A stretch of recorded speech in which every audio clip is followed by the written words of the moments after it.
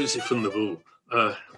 Young Joseph lived in a little village down near Dorchester in Dorset.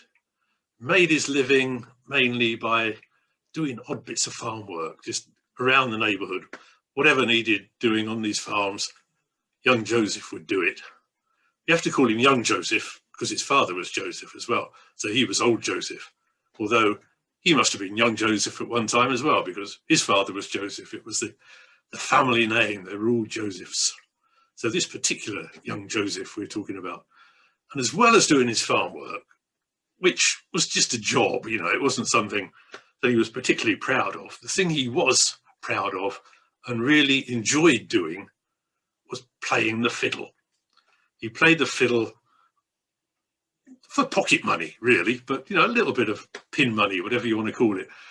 He played in the band that played in the church and on Sunday for the services. There was Joseph on his fiddle, and there was a cello player, or a bass viol, as they called it, and a clarinet and a serpent, you know, a great big brass thing. And they played in the church on Sundays. But the same little band, plus a drum and a cymbal, played for dances in all the village halls, all around the place. And the events I'm going to tell you about now happened one Saturday night when Joseph was on his way back from playing at a dance in a nearby village. He was tired. He was quite excited because it had been a good night, lots of good dancing, adrenaline was flowing a bit, you know. And he was just a little bit tiddly, but not too tiddly. He did know what he was doing because Joseph had learned his lesson. A few years before, a similar event, the band playing at the dance had got absolutely hammered. And it didn't really make much difference there playing at the dance, but the next day, Sunday morning, in the church, they didn't really know what they were doing. And in the course of a very long, very boring sermon, they all fell asleep. And suddenly Joseph was woken up and someone tapped him on the shoulder and said, "Play the next tune, quick, play the next tune." And he was so out of it, he didn't know quite where he was.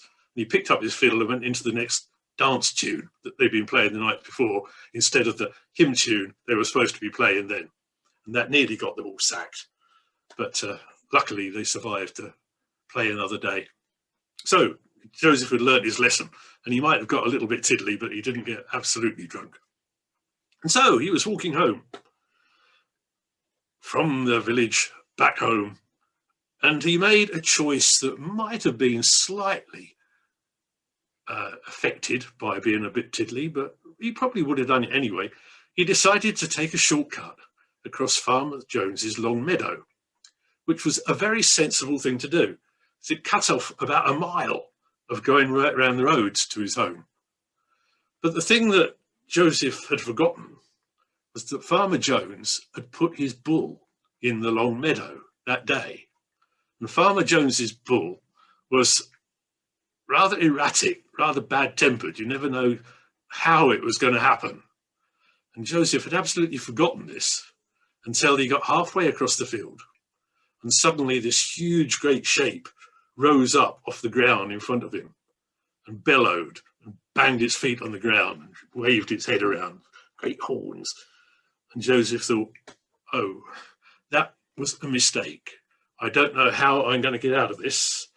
There was no way he could escape from Farmer Jones's bull if it really wanted to get him. I'd go walking with a group, and we quite often go through fields with cows and sometimes bulls. And whenever I do, I always sort of keep my eyes open for possible escape routes, ever since I read somewhere that only the very best Olympic 100-meter runners can outrun a bull or even a cow if it really wants to get you. So little, rather squat, tubby young Joseph knew he didn't stand a chance if Farmer Jones's bad-tempered, erratic bull really wanted to get him. And it looked as though it did. And so he said, okay, I've lived a good life. Perhaps this is where it's going to come to the end. And if I'm going to end my life here on the horns of Farmer Jones's bull, I'm going to do it enjoying myself. So he took out his fiddle and started to play a tune. He played his favourite dance tune, The Girl I Left Behind Me. Diddly diddly da da da dum ba dee dee diddly da da diddly diddly dee da da dum dee dee dee dee dum. And then he realised that Farmer Jones's bull, as well as being unpredictable and bad-tempered, was also a bit of a music lover, because all the while Joseph was playing, it didn't attack him. It stood there and it listened. It got quite calm. And at the end of that tune, he thought he'd better play another one, quick.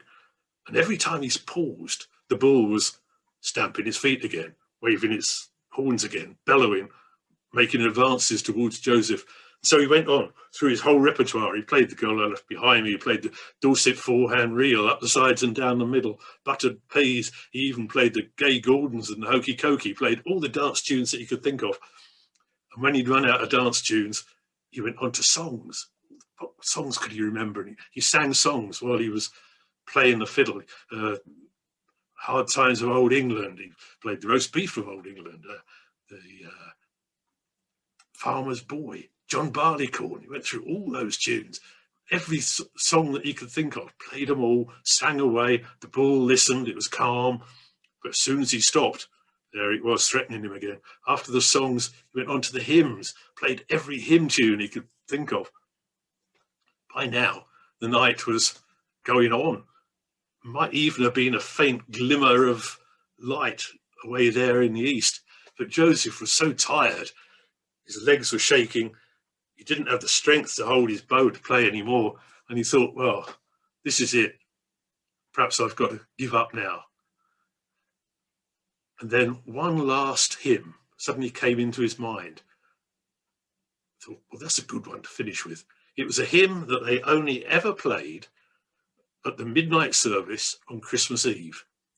And there was a superstition, a belief that went with it, that when at midnight on Christmas Eve, all the animals got down on their knees and prayed to remember the fact that Jesus had been born in a stable with oxes and asses and sheep and all the animals around. And obviously Farmer Jones's bull, as well as being bad-tempered and a music lover, was also quite a religious bull, because as soon as Joseph started to play this hymn, went down on its knees, closed its eyes and lay still. Joseph took the opportunity to hare as fast as he could across the field and over the gate to safety.